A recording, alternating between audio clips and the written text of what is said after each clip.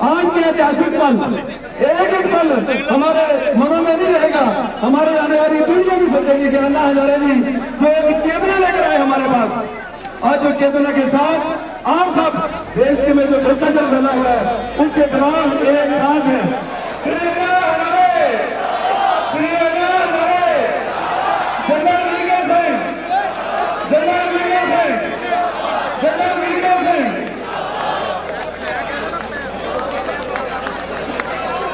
जिधर देखो उधर लोग लूट और खसोट में लगे हुए हैं। ऐसी हालत में जब ये माहौल बना, जब ये मिजाज लोगों का देखा गया, आम जनता की आवाज पर आवाज देने वाला कोई नजर नहीं आ रहा है। और वो दिन दूर नहीं है जब हिंदुस्तान में हर तरफ अमन ही रहेगा, हिंदुस्तान में कहीं भ्रष्टाचार नहीं रहेगा, हिंदुस्तान में कहीं लूटो खसोट नहीं रहेगी।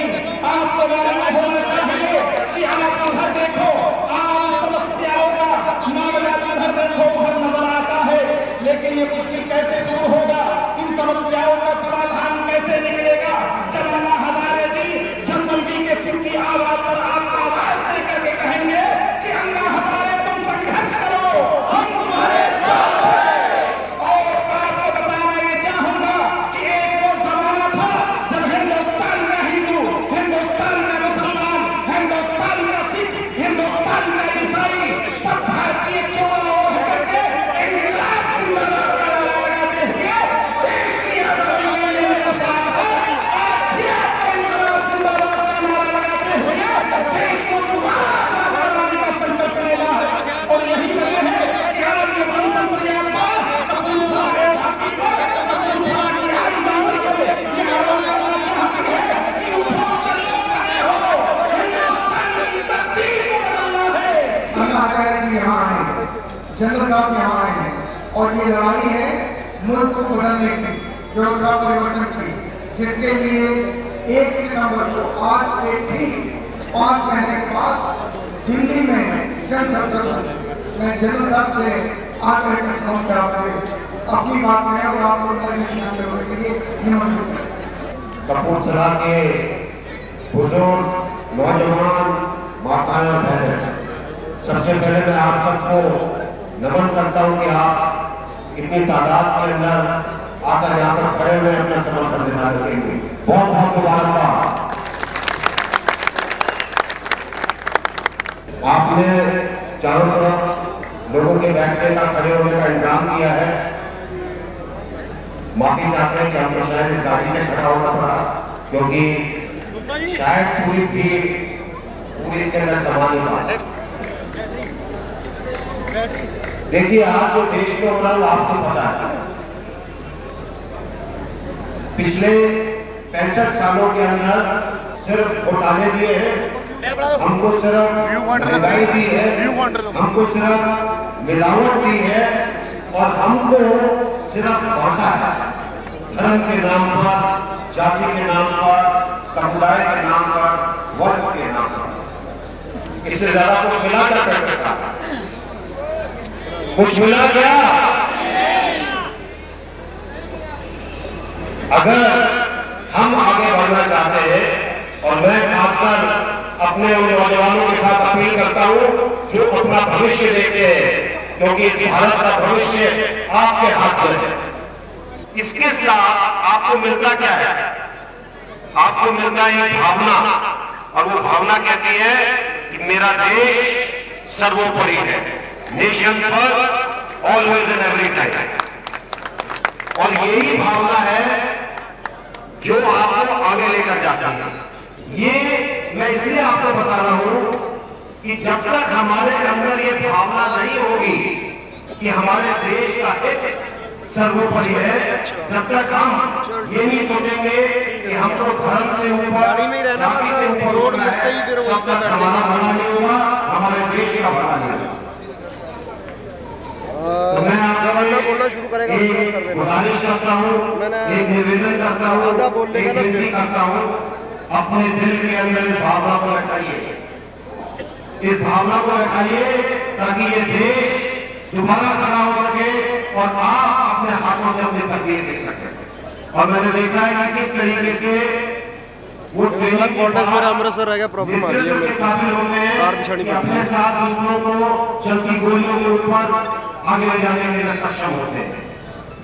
ये एक आपके अंदर एक सक्षमता है, एक क्वालिटी है, और अगर इसको उजागर करना है तो हम सबको मिलकर आगे बढ़ना पड़ेगा। एक चीज का मैं पूरे विश्वास के साथ आपको वादा दिलाता हूं, और अल्लाह हज़ारे जी के नाम पर मैं आपको एक विश्वास दिलाता हूं, अगर हम चाहें तो इस देश के अंदर कोई बेरोजगार नहीं होगा। अगर हम चाहें तो महंगाई को एकदम से दूर किया जा सकता है। अगर हम चाहें तो शिक्षा को ठीक किया जा सकता है। अगर हम चाहें तो किसान को उसकी सही लागत मिल सकती है। ये आपके साथ बाकी देश की जनता को जोड़ने के लिए, और जिस दिन आप हमारे साथ जुड़ गए, जिस दिन आपके अंदर ये भावना पैदा हो गई, ये देश दोबारा सोने की चिड़िया बन जाएगा। ये देश दोबारा सोने की चिड़िया बन जाएगा। ये आपके हाथ में है। जो जादू की छड़ी जो लोग कहते हैं उनके पास नहीं है, वो आपके हाथ में है। तो इस पूरी व्यवस्था को बदलने का दारोमदार आपके ऊपर है, और अगर आप इस दारोमदार के अंदर शरीक होना चाहते हैं, जुड़ना चाहते हैं, तो हाथ बढ़ाइए। और एक बार मेरे साथ इतने जोर का नारा लगाइए कि यहां से दिल्ली तक आवाज सुनाई दे। भारत माता की, भारत माता की, वंदे वंदे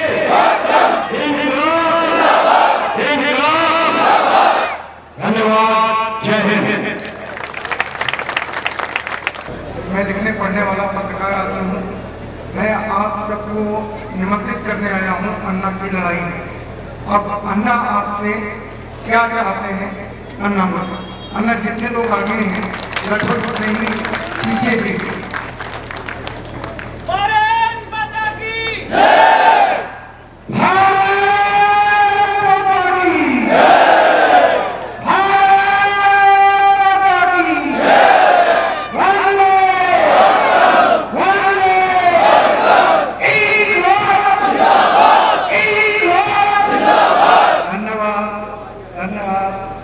अभी हमारे संतोष भारती जी ने कहा, आज अमृतसर में जलियान वाला बाग, यहाँ से इस यात्रा की शुरुआत होती है और पूरी देश में ये यात्रा जाएगी।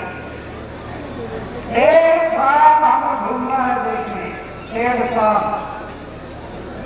ये कोई हमें ग्रांट दे रहा इसलिए नहीं, कोई अनुदान देता इसलिए नहीं, किसी पक्षकार पार्टी का पैसा मिलता इसलिए नहीं। जीवन में ध्येयवाद लेकर चलना है हम लोग। ये जीवन में एक ध्येयवाद बनाया, जब तक जीना है समाज और देश के भलाई के लिए, और जिस दिन मरना है समाज और देश के भलाई जीवन में। और उसकी प्रेरणा मिली इसी पंजाब के धरती से। पंजाब के धरती से प्रेरणा मिली। तब मैं भवन में था 1965, भारत पाकिस्तान का युद्ध हुआ। दुश्मन ने हमारे ऊपर हवाई हमले किए और मेरे सब साथी शहीद हो गए, मैं बन गया। यहाँ एक टुकड़ा उड़कर लग गया और मैं देखा, अरे मेरे सब साथी शहीद हो गए और मैं बन गया।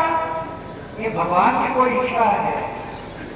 उसी टाइम पर खेल करण की सीमा पर मेरा जीवन का निर्धार हो गया कि आगे की मेरे जीवन की लाइफ मेरे देश और मेरे समाज के लिए अर्पण।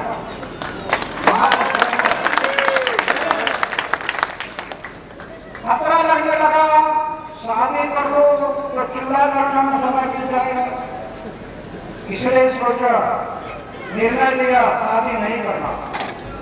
मेरे जीवन का हर क्षण समाज और देश के भलाई के लिए लगे, इसलिए मैं सोचा शादी नहीं करना। और अभी 75 साल की उम्र हो गई, 75 साल वही विचार है मेरे गांव में घर है, 40 साल हो गए घर में जाकर, तीसरे घर में नहीं, 40 साल। मेरे 3 भाई है, उन भाई का बच्चे का नाम क्या है पता नहीं, करोड़ रुपए की रोजगार नहीं, करोड़ बैंक बैलेंस नहीं, ये जीवन से व्रत नहीं आ। अरे हार्ट अटैक आकर लोग मरते हैं, ऐसे हार्ट अटैक आकर मृत्यु आना, इसके बजाय समाज और देश के भलाई के लिए मृत्यु आ गया, ये हमारा सौभाग्य होता है, देश के भलाई के लिए। इसलिए अभी जनरल साहब ने आपके सामने जो बात रखी कि हमें बदलाव लाना है देश में, करप्शन कहाँ गया हम देख रहे हैं, सामान्य लोगों को जीना मुश्किल हो रहा है करप्शन से महंगाई बढ़ रही है, पारिवारिक लोगों का परिवार चलाना मुश्किल हो गया है। आज हम देख रहे हैं शिक्षा में क्या स्थिति है, सामान्य लोगों को उच्च शिक्षा नहीं ले रहे, नहीं ले पाते। किसानों की क्या हालत है, मार खाए मदारी और नाच करे बंदर, ये किसानों की हालत है। 65 साल के बाद आज भी किसान आत्महत्या कर रहे हैं। तो कहने का मतलब ये है सिर्फ सत्ता बदलकर कुछ नहीं होगा, व्यवस्था परिवर्तन करना है देश में, सत्ता परिवर्तन होकर कुछ नहीं होगा। सत्ता परिवर्तन में एक पक्ष जाएगा दूसरा आएगा, एक पार्टी जाएगी दूसरी आएगी, पहले ने ग्रेजुएशन किया दूसरे ने डॉक्टरेट की। सत्ता परिवर्तन करना नहीं आएगा, व्यवस्था परिवर्तन करना है, और व्यवस्था परिवर्तन लाना है तो हमें पक्ष और पार्टी से दूर रहकर सब जनता, देश की जनता में संगठित होना है। देश की जनता ने संगठित होना, क्या करना है, ये बदलने के कानून होते हैं विधानसभा और लोकसभा, बदलाव आता है विधानसभा और लोकसभा में अच्छे अच्छे कानून होने के बाद। आगे के लिए हम लोग ये सोचना है, हम विधानसभा और लोकसभा में ऐसे लोग भेजेंगे जो चारित्रशील है, ऐसे लोग भेजेंगे। आज आप देख रहे हैं संसद में कितने लोग बाकी है, आज संसद में 163 लोग बाकी बैठे, क्या कानून बनाए, क्या कानून बनाए। विधानसभा में वही स्थिति है, वही जगह पर, तो हमें इस बात को सोचना है, परिवर्तन देश में लाना है तो जनतंत्र, जनता ने अपना कैंडिडेट सिलेक्शन करना, जनता ने मिलकर उसको चुनाव में चुनकर लाना तक आगे भेजना। जब तक विधानसभा और लोकसभा में 40% लोग नहीं जाएंगे तब तक देश में परिवर्तन नहीं आएगा। हमें वो काम करना है, देशवासियों ने वो काम करना है। 65 साल बीत गए, अभी हमें आगे के लिए परिवर्तन की बात सोचते हुए संसद में और विधानसभा में अच्छे लोगों को भेजना। इसलिए जनरल साहब ने जो बताया, जनतंत्र मोर्चा वो काम करेगा, पक्ष और पार्टी नहीं। जनतंत्र मोर्चा किसी पक्ष और पार्टी को सपोर्ट नहीं करेगा। जनतंत्र मोर्चा खुद कोई पक्ष और पार्टी नहीं बनाएगा, एक लोगों को जगाएगा, देश की जनता को जगाएगा, संगठित करेगा, और संगठित करके संसद और विधानसभा में अच्छे लोग कैसे जाए, ये एक तरह से करेगा। दूसरा, आजादी का अर्थ स्वराज्य बताकर चलने वाली कोई भी सरकार हो, जनशक्ति का दबाव निर्माण करना। सरकार एक ही बात के लिए डरती है, जनता जो वो कहती है वो हम नहीं किया तो हमारी सरकार गिर जाएगी, ये गिरने के लिए डरती है सरकारें। वो गिराने की शक्ति जब तक जनता में निर्माण नहीं होगी तब तक बदलाव नहीं आएगा। जनता में गिराने की शक्ति और निर्माण होगी। क्यों? अरे 26 जनवरी 1950 प्रजासत्ताक आंदोलन देश में, प्रजासत्ताक दिन मनाया, जिस दिन प्रजा इस देश में मालिक हो गई, और मालिक ने अपने सेवक को भेजा राज्य के लिए एमएलए साहब, केंद्र के लिए एमपी साहब, हम मालिक हो गए, आप हमारे सेवक बनकर जाइए, हमारे बिजली का पैसा है इसको सही प्लानिंग करिए बोल के हम मालिक ने भेजा। लेकिन हुआ क्या, मालिक ने सेवक को भेजा लेकिन मालिक ही सो गया। इसके कारण मालिक के तिजोरी की चोरी होना शुरू हो गया और वो इतनी हो गई, इतनी हो गई, इतनी हो गई, तिजोरी का खटखटाट हो गया।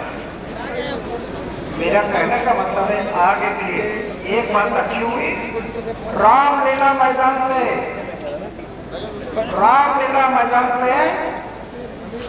पहली बार ऐसा हुआ कि मालिक जग गया, रामलीला मैदान मालिक जग गया। अभी वो बताने के लिए हम देश में जा रहे हैं, जो मालिक जगा हुआ है फिर से उसको डुलकी नहीं आना, जागते रहना। अगर मालिक जगते रहेगा, संगठित हो गया, तो हम जरूर इस देश में बदलाव लाएंगे। मेरे सामने जो नवयुवक है, नवयुवक मेरे सामने है, मेरा आशास्थान है। युवा शक्ति एक राष्ट्र शक्ति है, युवा शक्ति जाग जाए तो बढ़ता भविष्य दूर नहीं, समाज का उद्देश्य। देखो ना, मैं एक युवक था 26 साल का, 26 साल का युवक था, फिर मैं ठान लिया कि देश के लिए कुछ करना है, आज कर पाया। युवकों ने अगर दिल में लाया तो क्या नहीं कर सकते, जरूर कर सकते हैं, लेकिन कब कर सकते हैं। अभी यहाँ आपका वातावरण अच्छा है, मेरे पीछे मेरा प्रेरणा स्थान भगत सिंह का स्टेच्यू है। मैं कभी कभी घूमता हूँ, कई जगह पर मैं चित्र जो देखता हूँ मुझे बड़े दुख होता है। नवयुवक इस उम्र में सिगरेट होती है, बीच वाले उम्र में, और धुआं निकलते समय ऐसे राउंड निकलते, बड़ा दुख होता है कि अरे जिन युवकों ने देश को बनाना, उन युवकों के उंगली में क्या है। ऐसा कभी सुना है सिगरेट पिया और पहलवान होगा, शराब पिया और पहलवान होगा, गुटखा खाया और पहलवान होगा, किसी ने सुना? अरे कर्करोग हो गया, टीबी हो गया, कैंसर हो गया, क्यों करता? इसका कारण जीवन में सोच नहीं। मैं कौन है, मैं आया कहाँ से, मेरा कर्तव्य क्या है, मुझे जाना कहाँ है, सोच नहीं। बहुत से लोग क्या सोचते हैं, जीवन में आए हैं ना, आपकी ओर से कुछ भी खाते, कुछ भी पीते, ऐसे निकल जाते। मेरे अभी युवकों के लिए, युवक मतलब मेरे सामने बैठे हुए 60 साल के, 60 साल के वयोवृद्ध नेता है, वे वो कहेंगे ये तो हमने युवकों को पता है। मैं युवक की व्याख्या वो करता हूँ, सिर्फ उम्र पर युवक नहीं होता, युवक मन पर होता है। जिनका मन युवक है वो युवक है, मन युवक। 70 साल की उम्र है लेकिन वो सोचता है देश के लिए कुछ करना, वो युवक है। 30 साल का युवक है, वो बोलता है क्या आगे क्या करना है, ये 30 साल का बूढ़ा है, 30 साल का बूढ़ा है। इस बात को युवकों ने दिल में लाना है। अब यहाँ पर ये आप देखिए, जैसे लाखों कुर्बानी की, उनकी याद हृदय के साथ रखी है। मैंने रखी, मृत्यु हथेली पर लिया है और इतने बड़े बड़े गुंडों से लड़ रहा, मृत्यु आपने मृत्यु का मेरी विनती है युवकों से, भगत सिंह शुक्ल और राजगुरु से जो बलिदान किया शहीदों ने, उनको याद रखना। अरे फांसी जा रहे हैं, फांसी का तख्ता देख रहे हैं, 2 मिनट में अभी फांसी चढ़ने वाले हैं, ये आँख से देख रहे हैं, फिर भी घोषणा चालू थी, वंदे मातरम, भारत माता की जय। और अंग्रेजों को कह रहे थे ये जन्म ले जाओ, अगले जन्म के बाद से देखो हमारे जन्म, इसलिए हमारे आता है क्या हम उनको याद रखना चाहिए। लगा कि मेरे वतन के लोगों, जरा आप और लोग पानी जो शहीद हुए हैं उनकी याद करो, कुर्बानी की याद हमारे प्रदेश के साथ। मुझे पूरा विश्वास हो रहा है अभी 1.5 साल में घूमूंगा, सुनो जनरल साहब, भारतीय जी, ईरानी साहब, 1.5 साल हम लोग घूमेंगे और 1.5 साल में 120 करोड़ नहीं लेकिन 6 करोड़ जनता को हम संगठित करेंगे, 6 करोड़। और 6 करोड़ जनता भी क्या कही तो सरकार का नाक दबाने शुरू हो जाएगा।